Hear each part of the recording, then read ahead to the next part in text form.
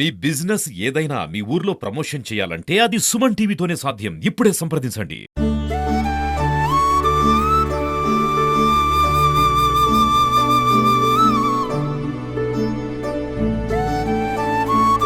Welcome to Suman TV. ఆరోగ్యమే మహాభాగ్యం అన్నారు. ఆరోగ్యంగా ఉండడం కోసమని అనారోగ్యంతో బాధపడే వాళ్ళు ఆసుపత్రులు తిరుగుతారు, ఆయుర్వేదం చేసుకుంటారు, నాటు వైద్యాలు చేస్తారు. ఇట్లా అనేక వైద్యాలను చేసి ఆరోగ్యాన్ని నయం చేసుకోవడానికి ప్రయత్నాలు చేస్తారు. ధ్యానం ద్వారా కూడా ఆరోగ్యాన్ని మెరుగుపరుచుకోవచ్చు అని రొంపిచర్లకు చెందిన గాయత్రి పిరమిడ్ ధ్యాన మందిరాన్ని ఏర్పాటు చేసి అందులో చాలా మందికి ధ్యానం ద్వారా ఎలాంటి ప్రయోజనాలు ఉన్నాయి, ఆరోగ్యాన్ని అందిస్తుంది.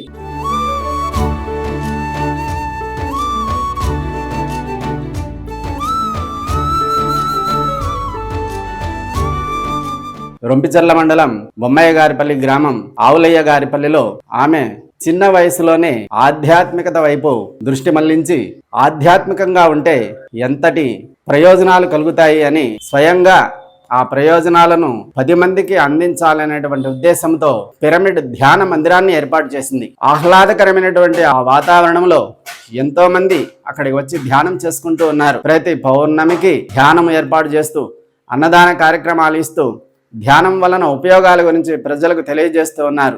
ధ్యానం వలన వాళ్లకు ఎలాంటి అనుభూతి కలిగింది అనే విషయాలన్నీ కూడా తెలుసుకుందాం. ఓం శ్రీ గురుభ్యో నమః. ఓం శ్రీ మాత్రే నమః. నా పేరు గాయత్రి అండి. మాది రొంపిచర్ల మండలము, చిత్తూరు జిల్లా. నేను దాదాపు ఒక 25 సంవత్సరాల ముందు నుంచి ఆధ్యాత్మిక జీవితాన్ని గడుపుతూ చక్కగా నిర్వర్తిస్తూ ఉన్నాను. తర్వాత మా అదృష్టం కొద్దీ పత్రిజీ వీడియోస్ వినడము, పిరమిడ్ అనేది ఒక శక్తి కేంద్రం అనేది మాకు బాగా అవగాహనకు వచ్చి మేము మా ఊర్లో పిరమిడ్ నిర్మాణం చేయాలని చెప్పి సంకల్పం తీసుకున్న విధంగానే మాకు ఇక్కడ లోకల్గా ఉన్నటువంటి లీడర్స్ సహాయంతో మాకు ఈ స్థలం రావటం జరిగింది. నేను గవర్నమెంట్ ఎంప్లాయీ, మా వారు గవర్నమెంట్ ఎంప్లాయీ. మా శక్తి కొలది మేము మొదలు పెట్టామన్నమాట వర్క్ చేయటము. తర్వాత మాతో పాటు కొంతమంది దాతలు ముందుకొచ్చి మాకు సహాయం చేస్తూ ఈ పిరమిడ్ నిర్మాణాన్ని ఇంతవరకు తీసుకొచ్చాము. ఎందుకు ఈ పిరమిడ్ నిర్మాణం అనేది అంటే, పూజ కోటి సమం స్తోత్రం, స్తోత్ర కోటి సమం జపం, జపం కోటి సమం ధ్యానం, ధ్యానం కోటి సమం లయం. అలాగా ధ్యానం అనేది అంత స్థానంలో ఉంది అనేది బాగా అర్థమైంది, చక్కగా అవగాహన వచ్చింది. నాగరాజు గారు, మీకు ఈ పిరమిడ్ నిర్మాణము, ధ్యానము ఇవన్నీ మీ ఆవిడ చేపట్టినటువంటి ఈ కార్యక్రమానికి మీరు ఎలా సహకరిస్తున్నారు? మీరు కూడా ఈ ధ్యానం వైపు మనసు మళ్లించారా? మేము ఆధ్యాత్మికంగా ఎదగాలనే ఆలోచన ఉద్దేశం మాకు ఉండేది. ముందు హోమాలు, పూజలు ఇవి చేస్తున్నాము. తర్వాత ఒకరోజు ధ్యానం గురించి చూసిన తర్వాత ఈ ధ్యానం చేస్తే చాలా అద్భుతంగా అనిపించింది. మళ్ళీ పులిచెలలో ఒక మాస్టర్ విజయ్ సార్ అని ఉన్నారు. ఆయనతో మాట్లాడి ఎవరు పిరమిడ్ మాస్టర్, పత్రి సార్ ఎవరు అని అడిగితే, ఒకసారి పత్రి సార్ వచ్చి ఇక్కడ కొట్టాలకు వచ్చారు. కొట్టాలకు వస్తే వెళ్ళి సార్తో మాట్లాడాము. ఒక 10-20 నిమిషాలు ఆయనతో మాట్లాడితే ధ్యానం గురించి ఇవంతా బాగా అవగాహన వచ్చింది. ఈ పిరమిడ్ అగ్నితత్వంతో కూడింది. దీంట్లో శక్తి ఎక్కువగా ఉంది. విశ్వశక్తిని అంతా తీసి ఒక చోటుని ఫ్లో చేసి అందులో కూర్చొని ధ్యానం చేస్తే అందరికీ పిరమిడ్ గురించి చెప్పి ధ్యానము అందరికీ ఉచితంగా చేయాలనే ఉద్దేశంతో ఈ పిరమిడ్ నిర్మాణం చేపట్టినాం. మీ శ్రీమతి దీన్ని నిర్మించాలా అనే సంకల్పం ఉండేప్పుడు మీకు ఎలా అనిపించింది? మేము చేయాలని అనుకున్నాం సార్. ఎందుకని చేయాలనుకున్నామంటే, ఏది శాశ్వతం కాదు కదా, చావు అనేది తప్పనిసరి.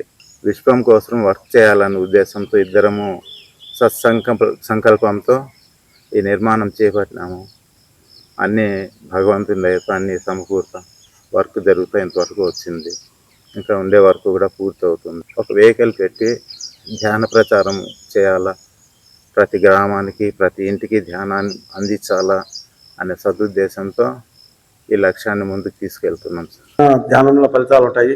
ప్రతి ఒక్కరూ ధ్యానం నేర్చుకుంటే ధ్యానం సర్వభోగకారిణి, ధ్యానం సర్వరోగ నివారిణి, ధ్యానం సకల భక్తి దాయిని అనేసి చెప్పారు సారు.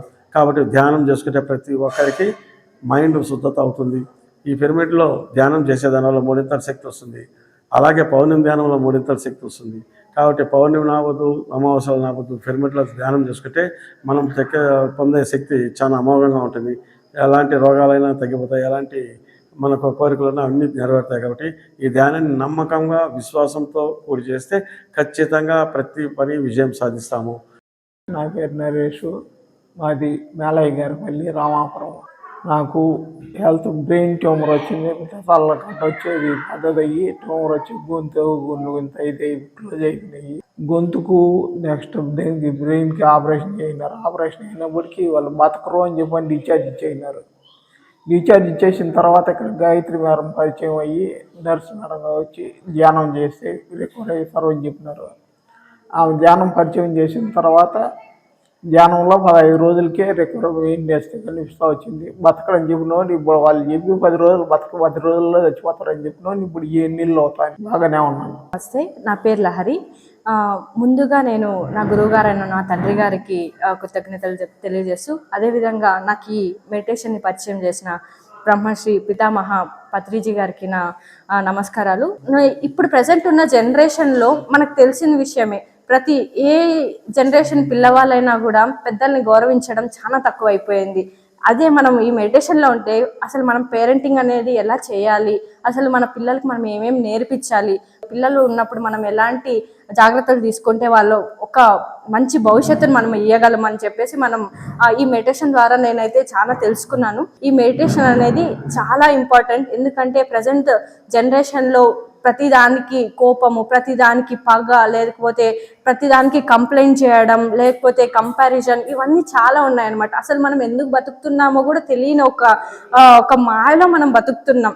కానీ ఎప్పుడైతే మనం ఈ మెడిటేషన్ అనేది చేయగలుగుతామో అప్పుడు మన లైఫ్కి ఏది ఇంపార్టెంట్ కాదు, మనం ఎలాంటి విషయాలు మనం తీసుకోవాలి, ఎలాంటి విషయాలు మనం మన లైఫ్లో నుంచి తోసేయాలి అనే విషయాలు మనం క్లారిటీ ఉంటుంది. మనం క్లారిటీగా బతకగలం. ఇలాంటి మంచి పనులు కానీ, మంచి విషయాలు కానీ, ఇలాంటి మెడిటేషన్ ఆశ్రమాలు కానీ ప్రతి ఒక్క ఊర్లో రావాలన్నది నా ఉద్దేశం. Thank you so much. అందరికీ నమస్కారం. నా పేరు జ్యోతి, మాది పాతకురోపల్లి, రొంపిచర్ల మండలం. నాకు ఫస్ట్ టైం ఈ ధ్యానం మీద ఎప్పుడు చాలా ఆసక్తి కలిగింది అంటే మా ఇంట్లోనే ఒక అద్భుతం జరిగింది. తాతయ్య గారు చాలా కోపంగా ఉంటారు, చాలా ఆవేశంగా ఉంటారు, మోకాళ్ళ నొప్పులతో బాధపడుతున్నారు. 75 సంవత్సరాలు ఉంటాయి. ఇక్కడ శ్రీమతి గాయత్రి ధ్యానంకి సంబంధించి వాళ్ళని అప్రోచ్ అవ్వడం జరిగింది. వాళ్ళు చాలా మార్చారు మా తాతయ్య గారిని. వాళ్ళు రోజు పిలిచి ధ్యానం చేయడం, మా తాతయ్య అమ్మమ్మ ఇద్దరు రోజు ఈవినింగ్ వచ్చి ధ్యానం చేయడం స్టార్ట్ చేశారు. ఇన్ని సంవత్సరాలు మా ఇంట్లో ఉన్న మా తాతయ్య గారిలో యాంగిల్ ని, కొత్త కోణాన్ని నేను చూడగలుగుతున్నాను. ఏంటి ఇంత ఆశ్చర్యము, ఇంత ఒక మనిషి ఇంత కోపం తగ్గడము, ఇంత మోకాళ్ళ నొప్పులు తగ్గి ప్రతిరోజు క్రమం తప్పకుండా సాయంత్రం పూట ధ్యానం చేయడము, మా తాతయ్య గారు ఇలా చేయడం నాకు చాలా ఆశ్చర్యంగా అనిపించింది. మనసుకి ప్రశాంతంగా అనిపించింది. ధ్యానం చేస్తే ప్రతి పౌర్ణమి నాడు ప్రతిరోజు ఇక్కడ చేసే ఈవెంట్కి నేను కూడా హాజరవుతున్నాను. నాలాగే మీకు ఎంతో మంది తెలియని వాళ్ళు ఈ ధ్యానం గురించి తెలుసుకొని మీరు కూడా వచ్చి ధ్యానం చేసుకొని మీ జీవితాలని చైతన్యపరచుకోవాలని నేను ఆశిస్తున్నాను.